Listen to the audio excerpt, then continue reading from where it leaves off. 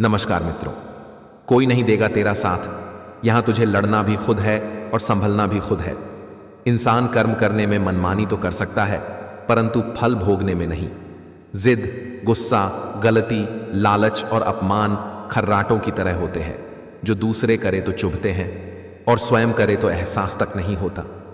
दुख तब होता है जब आपको एहसास हो कि जिसको आप महत्व दे रहे हैं उसकी नजरों में आपका कोई महत्व ही ना हो। संसार में कोई भी मनुष्य सर्वगुण संपन्न नहीं होता, इसलिए कुछ कमियों को नजरअंदाज करके रिश्ते बनाए रखिए। संबंध एहसास से निर्मित होता है। एहसास हो तो अजनबी भी अपने लगते हैं और ना हो तो अपने भी अजनबी। महान व्यक्ति न किसी का अपमान करता है और न उसको सहता है। मित्रों, कृष्ण मोटिवेशन यूट्यूब चैनल पर आपका दिल से स्वागत है। चैनल पर नए हैं तो सब्सक्राइब कर लीजिए और वीडियो अच्छी लगे तो वीडियो को लाइक करें और कमेंट बॉक्स में मित्रों जरूर लिखें, जय श्री कृष्णा। श्री कृष्ण आपके सारे बिगड़े काम बनाएंगे। भगवान श्री कृष्ण कहते हैं, अगर भगवान तुम्हें ज्यादा इंतजार करवा रहा है तो तैयार रहना, वो उससे कहीं ज्यादा देने वाले हैं जितना तुमने मांगा था। एक दिन तुम्हारा ही कर्म तुमसे वापस मिलने आएगा, उस दिन हैरान मत हो जाना। जिसके सामने आपका कोई महत्व ही नहीं, उसके सामने अपना प्रेम दिखाना व्यर्थ है। जब कल का दिन देखा ही नहीं तो आज का दिन क्यों खोए। जिस घड़ी में हंस सकते हैं उस घड़ी में कल के लिए क्यों रोएं। बुरे कर्म करके कहां छुपोगे। आकाश, वायु, धरती सब उसी का है। भाद्रपद कृष्ण अष्टमी को श्री कृष्ण जन्माष्टमी कहते हैं, क्योंकि यह दिन भगवान श्री कृष्ण का जन्म दिवस माना जाता है। इसी तिथि की घनघोर अंधेरी आधी रात को रोहिणी नक्षत्र में मथुरा के कारागार में वसुदेव की पत्नी देवकी के गर्भ से भगवान श्री कृष्ण ने जन्म लिया था। यह तिथि उसी शुभ घड़ी की याद दिलाती है और सारे देश में बड़ी धूमधाम से मनाई जाती है। जन्माष्टमी के दिन भगवान श्री कृष्ण की जन्म संबंधी कथा भी सुनते सुनाते हैं, जो इस प्रकार है। द्वापर युग में भोजवंशी राजा उग्रसेन मथुरा में राज्य करता था। उसके आतताई पुत्र कंस ने उसे गद्दी से उतार दिया और स्वयं मथुरा का राजा बन बैठा। कंस की एक बहन देवकी थी, जिसका विवाह वसुदेव नामक यदुवंशी सरदार से हुआ था। एक समय कंस अपनी बहन देवकी को उसकी ससुराल पहुंचाने जा रहा था। रास्ते में आकाशवाणी हुई, हे कंस, जिस देवकी को तू बड़े प्रेम से ले जा रहा है उसी में तेरा काल बसता है। इसी के गर्भ से उत्पन्न 8वां बालक तेरा वध करेगा। यह सुनकर कंस वसुदेव को मारने के लिए उद्यत हुआ। तब देवकी ने उससे विनयपूर्वक कहा, मेरे गर्भ से जो संतान होगी उसे मैं तुम्हारे सामने ला दूंगी। बहनोई को मारने से क्या लाभ है। कंस ने देवकी की बात मान ली और मथुरा वापस चला आया। उसने वसुदेव और देवकी को कारागृह में डाल दिया। वसुदेव देवकी के एक एक करके 7 बच्चे हुए और 7 को जन्म लेते ही कंस ने मार डाला। अब 8वां बच्चा होने वाला था। कारागार में उन पर कड़े पहरे बैठा दिए गए। उसी समय नंद की पत्नी यशोदा को भी बच्चा होने वाला था। उन्होंने वसुदेव देवकी के दुखी जीवन को देख 8वें बच्चे की रक्षा का उपाय रचा। जिस समय वसुदेव देवकी को पुत्र पैदा हुआ, उसी समय संयोग से यशोदा के गर्भ से एक कन्या का जन्म हुआ, जो और कुछ नहीं सिर्फ माया थी। जिस कोठरी में देवकी वसुदेव कैद थे, उसमें अचानक प्रकाश हुआ और उनके सामने शंख, चक्र, गदा, पद्म धारण किए चतुर्भुज भगवान प्रकट हुए। दोनों भगवान के चरणों में गिर पड़े। तब भगवान ने उनसे कहा, अब मैं पुनः नवजात शिशु का रूप धारण कर लेता हूं। तुम मुझे इसी समय अपने मित्र नंद जी के घर वृंदावन में भेज आओ और उनके यहां जो कन्या जन्मी है उसे लाकर कंस के हवाले कर दो। इस समय वातावरण अनुकूल नहीं है, फिर भी तुम चिंता न करो। जागते हुए पहरेदार सो जाएंगे, कारागृह के फाटक अपने आप खुल जाएंगे और उफनती अथाह यमुना तुमको पार जाने का मार्ग दे देगी। उसी समय वसुदेव नवजात शिशु रूप श्री कृष्ण को सूप में रखकर कारागृह से निकल पड़े और अथाह यमुना को पार कर नंद जी के घर पहुंचे। वहां उन्होंने नवजात शिशु को यशोदा के साथ सुला दिया और कन्या को लेकर मथुरा आ गए। कारागृह के फाटक पूर्ववत बंद हो गए। अब कंस को सूचना मिली कि वसुदेव देवकी को बच्चा पैदा हुआ है। उसने बंदी गृह में जाकर देवकी के हाथ से नवजात कन्या को छीनकर पृथ्वी पर पटक देना चाहा, परंतु वह कन्या आकाश में उड़ गई और वहां से कहा, अरे मूर्ख, मुझे मारने से क्या होगा? तुझे मारने वाला तो वृंदावन में जा पहुंचा है। वह जल्द ही तुझे तेरे पापों का दंड देगा। यह है कृष्ण जन्म की कथा। किसी भी मूर्ख व्यक्ति से बहस मत करो, वरना लोग समझ ही नहीं पाएंगे कि असल में मूर्ख कौन है। किसी के कहने से यदि अच्छा या बुरा होने लगे तो यह संसार या तो स्वर्ग बन जाए या पूरी तरह से नर्क। इसलिए यह ध्यान मत दो कि कौन क्या कहता है, बस वो करो अच्छा है और सच्चा है। जिंदगी में ऐसे इंसान पर कभी जुल्म मत करना जिसके पास पुकारने के लिए परमात्मा के अलावा कोई ना हो। कुछ खोकर लौटे या ना लौटे, पर आपका कर्म अवश्य लौटता है, फिर चाहे वह अच्छा हो या बुरा। पछतावा अतीत नहीं बदल सकता और चिंता भविष्य नहीं संवार सकती। इसलिए वर्तमान का आनंद लेना ही जीवन का सच्चा सुख है। व्यक्ति के कर्म ही उसके भाग्य का निर्माण कर रहे हैं, अर्थात जो आप अभी कर रहे हैं, आज जो करने जा रहे हैं, उसका फल आपको भविष्य में मिलने वाला है। हमेशा याद रखना, बेहतरीन दिनों के लिए बुरे दिनों से लड़ना पड़ता है। समय और स्थिति कभी भी बदल सकती है, अतः कभी किसी का अपमान ना करें और ना ही किसी को तुच्छ समझे।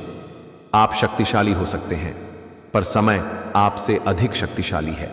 कर्म पर ही तुम्हारा अधिकार है, कर्म के फलों में कभी नहीं। इसलिए कर्म को फल के लिए मत करो। कर्तव्य कर्म करने में ही तेरा अधिकार है, फलों में कभी नहीं। अतः तू कर्म फल का हेतु भी मत बन और तेरी अकर्मण्यता में भी आसक्ति न हो। जो समय के साथ अपनी सोच नहीं बदलता, धीरे धीरे सब उसे भूल जाते हैं। अगर आप मजबूत बनना चाहते हैं तो अकेले रहने का आनंद लेना सीखें। जिस व्यक्ति के पास संतुष्टि नहीं है, उसे कितना भी मिल जाए वह असंतुष्ट ही रहेगा। 5 परिस्थितियों में हथियार उठाना श्रेष्ठ है: आत्मरक्षा, धर्म रक्षा, देश रक्षा, स्त्री रक्षा और गौ रक्षा। एक चीज जो रोज घट रही है वो है आयु।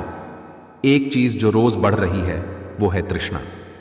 एक चीज जो सदा एक सी रहती है वो है विधि का विधान। जिनका मिलना निश्चित है, नियति उसे किसी भी रूप में मिला देती है। सारथी हमेशा कृष्ण सा चुनो और मित्र कर्ण सा। जो हम दूसरों को देते हैं वही हमें वापस मिलता है, फिर चाहे वो सम्मान हो या धोखा। किसी के लिए आवश्यकता से अधिक उपलब्ध रहना उसके दृष्टि में स्वयं के महत्व को खो देने की प्रक्रिया है। सही समय आने पर भगवान आपको सही लोगों से जरूर मिलवाता है, जिनकी वजह से आप अपने जीवन में आगे बढ़ते हैं। हमें खुद सोचना चाहिए कि खुद में बदलाव लाना कितना कठिन होता है, तो फिर क्यों हम दूसरों में बदलाव लाने को सरल सोचते हैं। निरंतर आगे बढ़ते रहने के लिए यह एक सोच ही काफी है कि हमारे जीवन का सबसे अच्छा समय आना तो अभी बाकी है। यह सच बात है कि इंसान भूल करके सीखता है, पर इसका मतलब यह नहीं कि वह जीवन भर भूल करता ही जाए और कहे कि हम सीख रहे हैं। किसी को दर्द देकर अगर आपको भी दर्द होता है तो समझ लेना आपकी आत्मा में परमात्मा विराजमान है। जिसके मन में कपट है वह कभी भी ईश्वर को नहीं पा सकते। ईश्वर को जिससे जो कराना है वह करा लेते हैं। ना हम श्रेष्ठ हैं, ना हम खास हैं, बस हम ईश्वर के दास हैं। चमत्कार उन्हीं के साथ होते हैं जिनके मन में विश्वास होता है। जो लोग किसी सच्चे व्यक्ति का दिल तोड़कर किसी तीसरे के पास खुशी ढूंढने जाते हैं, वो अक्सर धोखा खाते हैं। बिना हक का भी जब लेने का मन हो, वहां महाभारत की शुरुआत होती है। अपने हक का भी छोड़ देने का मन हो, वहां रामायण की शुरुआत होती है।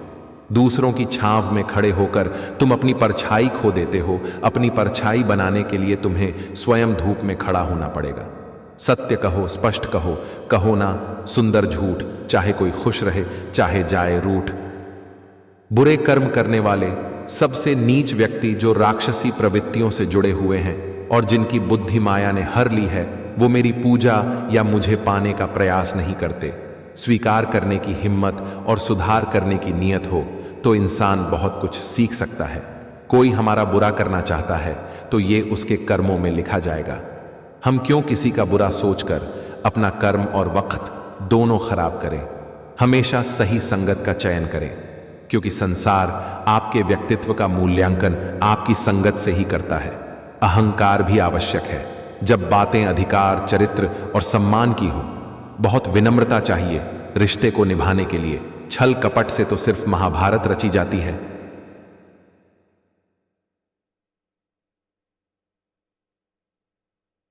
कोई हमारा बुरा करे, ये उसका कर्म है। हम किसी का बुरा न करें, ये हमारा धर्म है। धरती पर ऐसा कोई इंसान नहीं जिसके पास समस्या नहीं है, और इस धरती पर ऐसी कोई समस्या नहीं है जिसका समाधान ना हो। जो सरलता से मिलता रहे उसका महत्व नहीं रह जाता। अक्सर खो देने के बाद समय, व्यक्ति और संबंध के मूल्य का आभास होता है। सारथी तो हर क्षण साथ है जो मन तेरा पार्थ है। झूठ, धोखा और बहाने आपको कुछ पल की खुशी देंगे, लेकिन इसकी कीमत आपको भविष्य में चुकानी पड़ेगी। यही अटल सत्य है। इंसान गलत कार्य करते समय दाएं बाएं, आगे पीछे, चारों तरफ देखता है, बस ऊपर देखना भूल जाता है। भगवान से कुछ भी मांगना है तो सद्बुद्धि मांगिए, बाकी सब अपने आप मिल जाएगा। बीते कल और आने वाले कल की चिंता नहीं करनी चाहिए, क्योंकि जो होना है वही होगा। जो होता है अच्छा ही होता है। इसलिए वर्तमान का आनंद लें। जीवन में कभी कभी सफल होने के लिए पीछे भी हटना पड़ता है। समय और भाग्य दोनों ही परिवर्तनशील है। इन पर किसी को अहंकार नहीं करना चाहिए। मित्रता तो श्री कृष्ण और सुदामा जैसी चाहिए। एक कुछ मांगे नहीं, दूसरा सब जान जाए इसको क्या चाहिए। जिस परिवार व राष्ट्र में स्त्रियों का सम्मान नहीं होता, वह पतन व विनाश के गर्त में लीन हो जाता है। सही कर्म वह नहीं है जिसके परिणाम हमेशा सही हो, अपितु सही कर्म वह है जिसका उद्देश्य कभी गलत ना हो। उनको हीरे मिल गए जिनको हीरों की चाहत थी, और वो खुद हीरे बन गए जिनको गोविंद की चाहत थी। स्वयं अपना उद्धार करे, अपना पतन न करे, क्योंकि आप ही अपना मित्र हैं और आप ही अपना शत्रु हैं। बहुत गजब का नज़ारा है इस अजीब सी दुनिया का। लोग सब कुछ बटोरने में लगे हैं खाली हाथ जाने के लिए। तुलसी वृक्ष ना जानिए, गाय ना जानिए ढौर, माता पिता मनुष्य ना जानिए, ये तीनों नंद किशोर।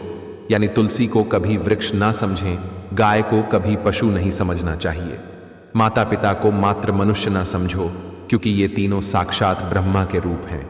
भाग्य और झूठ के साथ जितनी ज्यादा उम्मीद करोगे वो उतना ही ज्यादा निराश करेगा, तथा कर्म और सच पर जीतना जोर दोगे वो उम्मीद से सदैव ही ज्यादा देगा। परिवर्तन ही प्रकृति का नियम है। इसलिए जो भी पीछे छूट गया उस पर शोक मनाने की जगह जो आपके पास है उसका आनंद उठाना सीखिए। सुख और दुख अपने आप नहीं आते, ये आपके किए हुए कर्मों का फल होता है। ईश्वर कभी भी दूसरा दरवाजा खोले बगैर पहला दरवाजा बंद नहीं करता है। किसी से प्रेम करो, बस उम्मीद मत रखो। तकलीफ प्रेम करने से नहीं, उम्मीद रखने से होती है। अच्छे कर्म करने के बावजूद भी लोग केवल आपकी बुराइयां ही याद रखेंगे। इसलिए लोग क्या कहते हैं इस पर ध्यान मत दो, अपने कार्य करते रहो। जय श्री कृष्ण।